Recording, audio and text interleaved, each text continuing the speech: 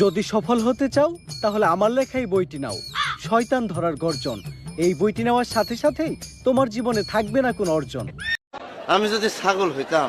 আমি কথা দিয়ে কথা রেখেছি, শয়তান আসেনি তো ফিরে। আজকে থেকে ওয়াদা কর নিশা খাবি না।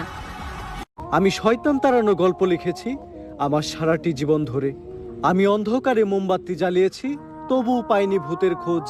আমি ভূতের অপেক্ষায় ছিলাম, ভূত নিজেই হয়েছিল নিখোঁজ। শয়তান ধরার গর্জন, পৃষ্ঠা নাম্বার চুদলিং। সালা চোদ না, আর কোনদিন বাতপারি করবি?